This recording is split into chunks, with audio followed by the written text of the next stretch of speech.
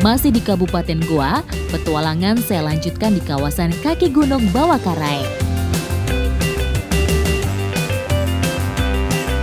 Kaki Gunung Bawah Karaeng, Kabupaten Goa. Dan di sini ada makanan khas. Bahan dasarnya bukan dari daging, bukan juga sayuran. Aku juga penasaran nih gimana cara mendapatkannya. Ikuti jejak saya, jejak petualang. Selama ini, lamang yang kita kenal berbahan beras atau ketan. Tapi di sini, lamangnya beda. Bahan utamanya berasal dari serutan kulit batang kayu pohon. Ini nih, pohon yang kita cari, pohon bangkoh. Nah, dari si batang bangkoh inilah yang bakal kita bikin jadi lemang ya, Bu. Ibu mau langsung naik? Iya. Ya udah, Ibu. Oke. Hati-hati tapi ya, Bu ya. Nah, di atas Ini, Bu. Dikasih. Saat ini pohon bangko sudah sangat susah untuk ditemui. Bahkan pohon yang kami ambil kulit batangnya ini merupakan pohon terakhir di desa Mamanpang. Maraknya alih fungsi hutan menjadi perkebunan membuat banyak pohon bangko mulai hilang dari habitat aslinya. Nah, jadi Ibu Hasna ini generasi terakhir ya, Bu, yang bisa melakukan Iya. pengerikan dari batang bangkoh ini. Jadi nggak bisa asal, soalnya nanti bakal pengaruh ke kelembutannya, terus rasa masakannya juga. Terus nanti rasanya juga bakal berbeda ya, Bu, kalau misalnya nggak benar cara pengerikannya.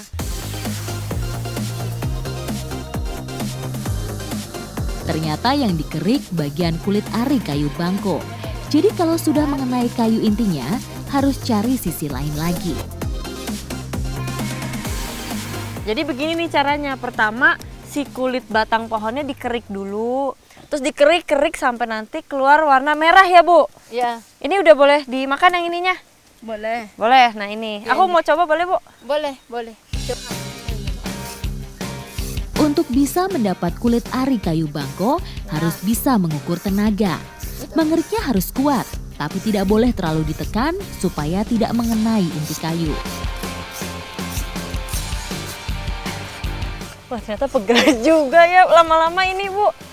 Aduh. Ibu, udah belum ini, Ibu? Udah itu banyak itu. Bener ya? Iya. Ya, alhamdulillah. Nih, akhirnya udah cukup nih batang kayu yang udah kita kikir. Penasaran kan gimana lemang terbuat dari batang kayu, bukan dari nasi, bukan dari beras. Penasaran? Ikuti jejak saya, jejak petualang. Yuk, Bu. Ini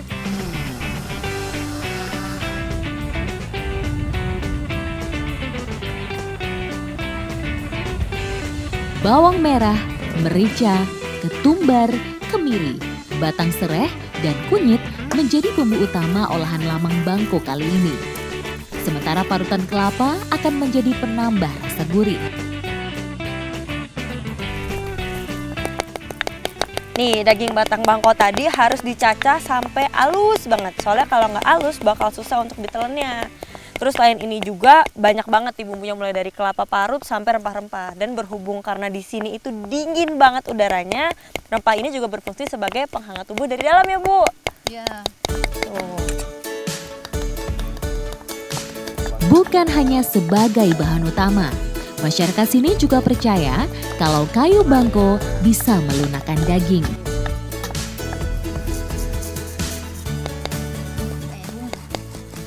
Jadi emang proses pembuatan lemang bangko ini harus bagi tugas. Soalnya panjang banget nanti prosesnya. Kayak saya sama Bu Hasna sama Ibu Hawani kebagian tugas untuk nyiapin bumbu, nyincang-nyincang, marut, dan juga nyiapin ayam. Nah kalau yang bapak-bapak nyiapin bambunya dan juga lemang yang bakal nanti kita masukin semuanya.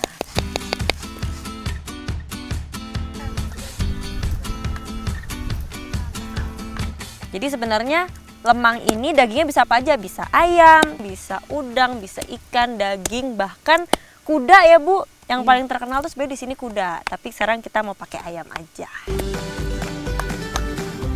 Salah satu keunikan pembuatan lamang bangko adalah saat mencampur bumbu-bumbu. Sedikit demi sedikit dan harus tercampur rata supaya rasanya juga sesuai selera. Ayam siap, bumbu siap, kelapa siap, lemangnya juga udah siap. bangkonya udah siap. Nah, berarti sekarang saatnya kita mencampur semua.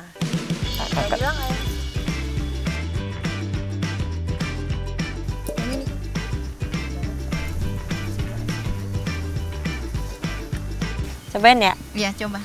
Enak apa tidak?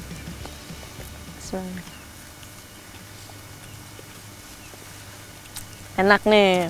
Belum dimasak aja udah enak. Kalau serutan kayu bangko, parutan kelapa, bumbu rempah, dan daging ayam sudah tercampur rata, tinggal masukkan adonan ke tabung bambu. Tidak perlu sampai penuh dan tanpa air. Karena air akan membuat tekstur lamang bangko jadi lembek saat sudah matang.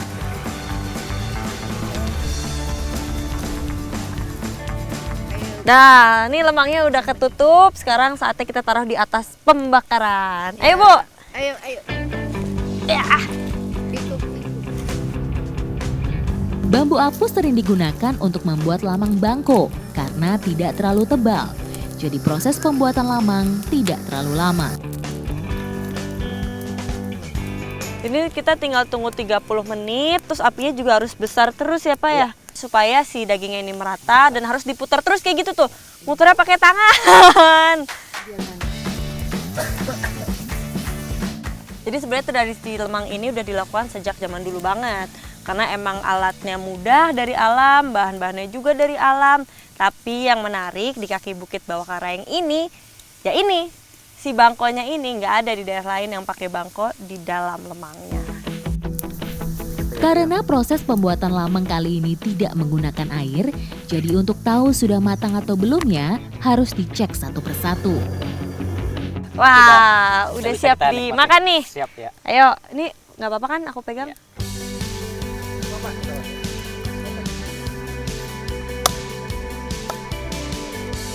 Ini dari bentuknya aja udah menggugah selera sekali nih.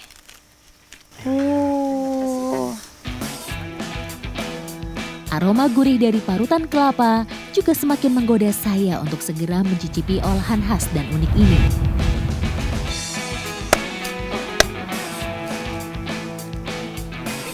Nah, ini nih. Bangkonya udah matang dan pas matang ini rada mirip pepes, terus bangkonya juga mirip kelapa, jadi kayak serundeng. Kalau dilihat-lihat, langsung dicampur semua.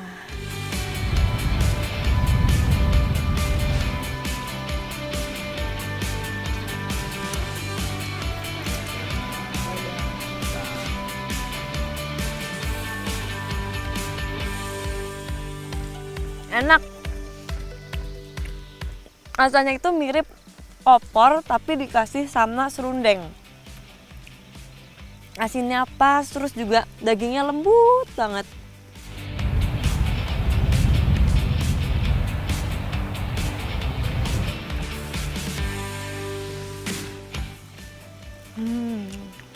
Enak.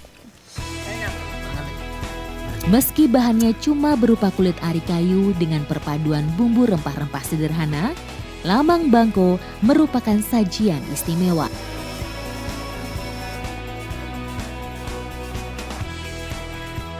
Pantes aja nih, zaman dulu setiap kali pesta, lemang bangko ini adalah makanan wajib. Cuman ya karena emang sekarang bangkonya jarang, jadi ya jarang dibuat. Cuman ini emang enak banget. Ini nih luar biasanya masyarakat Desa Mamampang dalam melindungi dan juga memanfaatkan alam. Bahkan batang pohon aja bisa menjadi makanan yang sebegini enaknya. Terima kasih ya kakak, ibu, bapak semuanya. Ikuti jejak saya, jejak petualang.